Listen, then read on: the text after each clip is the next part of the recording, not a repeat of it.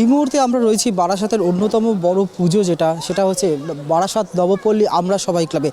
এবং যেটা আমরা দেখতে পাচ্ছি অভিনব প্যান্ডেল এখানে তৈরি করা হয়েছে কর্ণাটকের কোটিলিঙ্গেশ্বর মন্দিরের আদলে। এবং পেছনে যে শিবলিঙ্গটি তৈরি করা হয়েছে মন্দিরটি, মূল মন্দির, সেটি প্রায় 92 ফুট উচ্চতার এবং অভিনব প্রতিমাতেও অভিনবত্ব রয়েছে এবং সুতোর কাজ দিয়ে প্রতিমার সমস্ত সাজসজ্জা তৈরি করা হয়েছে এবং গোটা মণ্ডপটিতে সাজানোর জন্য ব্যবহার করা হয়েছে প্রায় 1500 শিবলিঙ্গ এবং মন্দিরের দুদিকে, মূল মন্দিরের দুদিকে ছটি করে মোট 12টি ছোট মন্দির রয়েছে এবং সেখানে মহাদেবের সেই 12 অবতারের বিভিন্ন রূপকে তুলে ধরা হয়েছে।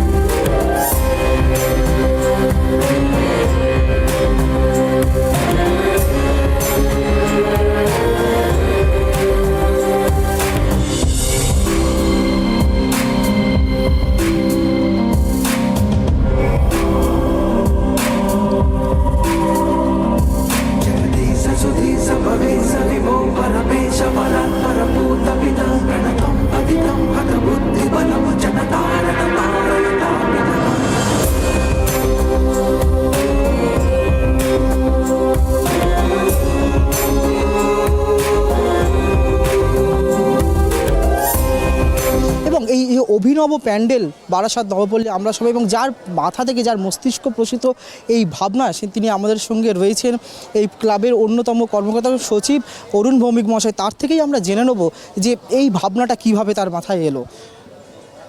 দেখুন, আমি এর আগেও বড় পুজোর সাথে যুক্ত দীর্ঘদিন ধরে।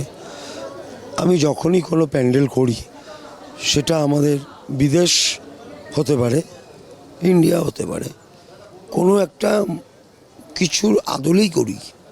এর আগে ধরুন আমরা সিকিমের 4 ধাম করেছি, এর আগে আমরা মায়ানমারের গোল্ডেন টেম্পল করেছি, এটাও এবারও সেই রকমই কর্ণাটকের এই আমাদের কোটিলিঙ্গেশ্বর টেম্পল ওখানে অবস্থিত।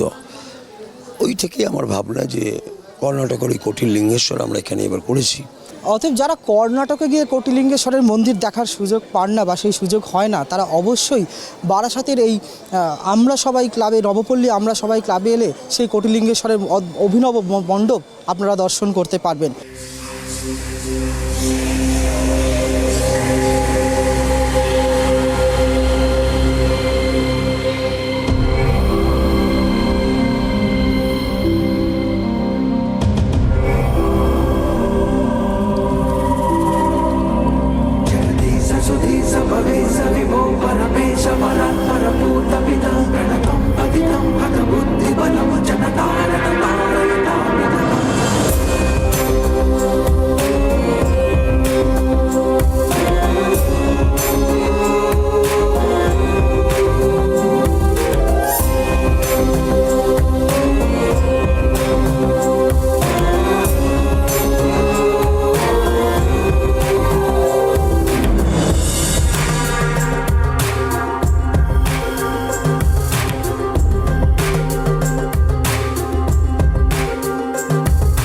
ট্রাইব টিভির পক্ষ থেকে ষষ্ঠ বর্ষে পা দেওয়া বারাসাত নবপল্লী আমরা সবাই যে পুজো, তাই সেই পুজোকে আমরা ট্রাইব টিভির পক্ষ থেকে অন্যতম সেরা পুজোর সম্মান আমরা তুলে দেবো আমরা সবাই ক্লাবের হাতে।